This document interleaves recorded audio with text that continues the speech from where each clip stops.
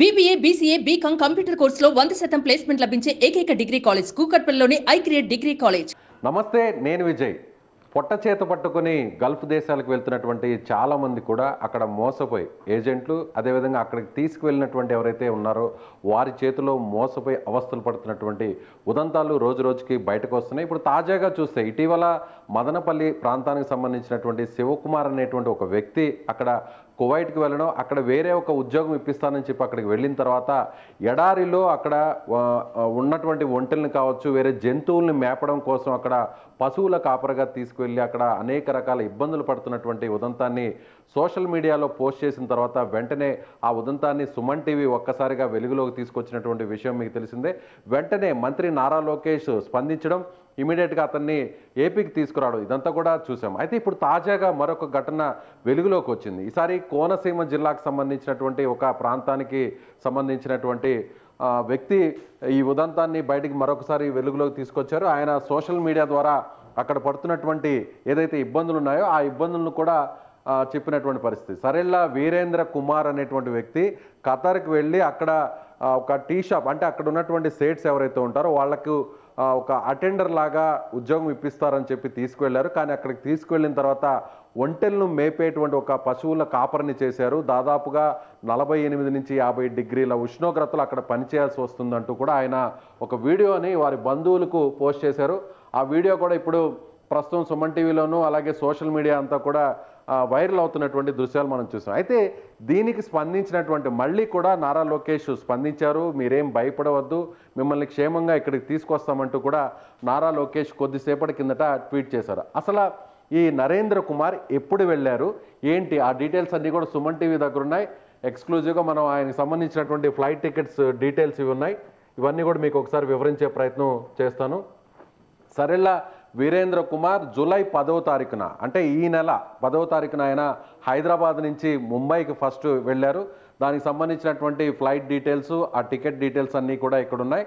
నేరుగా హైదరాబాద్ నుంచి శంషాబాద్ రాజీవ్ గాంధీ ఎయిర్పోర్ట్ నుంచి నేరుగా ఆయన బాంబేకి వెళ్ళడం జరిగింది, ముంబైకి. అక్కడ ఛత్రపతి శివాజీ టెర్మినల్ 2 ఎయిర్పోర్ట్లో ఆయన దిగడం జరిగింది. అక్కడి నుంచి కనెక్టింగ్ ఫ్లైట్ నేరుగా ముంబై నుంచి దోహాకు, అంటే ఖతర్ ప్రాంతానికి దగ్గరగా ఉన్నటువంటి ఎయిర్పోర్ట్, దోహా ఎయిర్పోర్ట్కు నేరుగా వెళ్ళినటువంటి ప్రాంతం.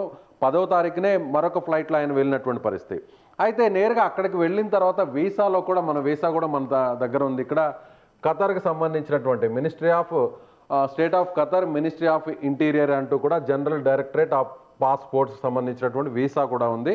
సో వీసా నెంబర్ ఇది, అదేవిధంగా డేట్ ఆఫ్ ఇష్యూ ఇది 24వ నెల 22వ తారీఖున ఇది ఇష్యూ చేశారు. ఈ వీసానంతా కూడా పర్పస్ ఆఫ్ వీసా, వర్క్ మీద వెళ్తున్నట్టుగా కూడా ఇక్కడ నమోదు చేసినటువంటి పరిస్థితి. ఇక్కడ చూడొచ్చు మనం, వీరేంద్ర కుమార్ సరెళ్ళ అనేటువంటి ఆ పేరుతో ఉన్నటువంటి వీసా ఇది ఇక్కడ చూడొచ్చు.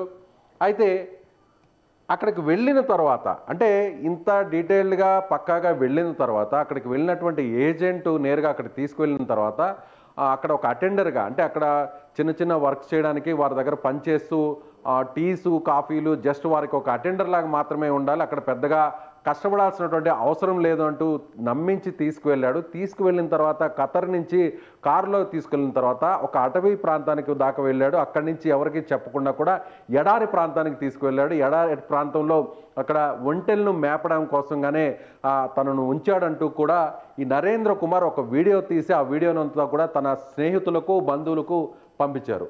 అయితే అతను చెప్పిన దాంట్లో కూడా చూస్తే ఏమని చెప్తున్నాడంటే, దాదాపుగా 50 డిగ్రీల ఉష్ణోగ్రత ఇక్కడ ఉంది, కనీసం ఒక్కసారి ఈ వాతావరణాన్ని తట్టుకోలేకపోతున్నాను, రక్తపు వాంతులు అవుతున్నాయి, ముక్కు నుంచి కూడా రక్తస్రావం జరుగుతోంది, అయినా కూడా ఇక్కడ ఉన్నటువంటి సేట్కి, అదేవిధంగా అంటే బాబా అంటారు అక్కడ, వారికి ఎవరైతే యజమాని ఉంటారో ఆ యజమాన్ని బాబా అని పిలుస్తారు అక్కడ.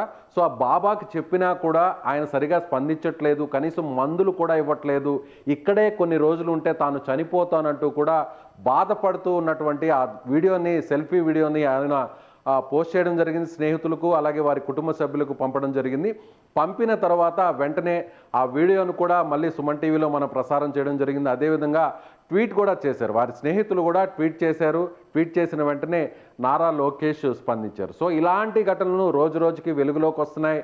విదేశాలకు వెళ్ళి అక్కడ విదేశాలలో వచ్చేటువంటి అధిక జీతం కోసం వెళ్ళి అక్కడ ఒక మంచి జీవితం ఉంటుందనేటువంటి ఉద్దేశంతో ఇక్కడి నుంచి ఎన్నో ఆశలతో అక్కడికి వెళ్తున్న వారు తీరా అక్కడ ఏజెంట్ల చేతిలోనూ అలాగే యజమానుల చేతిలోనూ కూడా మోసపోయి అక్కడ ఇబ్బందులు పడుతున్నటువంటి దృశ్యాలు అయితే మాత్రం ఘటనలు అయితే మనకు వెలుగులోకి వస్తున్నాయి. సో ఇక మీదట ఎవరైనా కూడా విదేశాలకు వెళ్ళేటువంటి టైంలో అంటే గల్ఫ్ కంట్రీస్కి చాలామంది వేల మంది వెళ్తుంటారు ఇండియా నుంచి, మన తెలుగు రాష్ట్రాల నుంచి. కానీ ఈ విధంగా అంటే ఇక్కడ ఒక పని చెప్పిన తర్వాత అక్కడికి వెళ్ళిన తర్వాత వేరొక పనిలో పెట్టడం, అక్కడ ఇబ్బంది పడుతూ అక్కడ ఉన్నటువంటి వాతావరణాన్ని తట్టుకోలేక, జనరల్గా గల్ఫ్ కంట్రీస్ అంటే కూడా మనం చెప్పాల్సినటువంటి అవసరం లేదు. అక్కడ ఉష్ణోగ్రత టెంపరేచర్ దాదాపుగా 50 డిగ్రీల పైనే ఉంటుంది. 45 డిగ్రీల నుంచి ఒక్కొక్కసారి 50 దాటేంత స్థాయి కూడా వెళ్తుంది. కాబట్టి వీటన్నిటిని కూడా పూర్తిగా తెలుసుకున్న తర్వాత అప్పుడు విదేశాలకు వెళ్ళాలనేది మనం ఇప్పుడు ఈ వీడియో చేస్తున్నటువంటి ప్రయత్నం.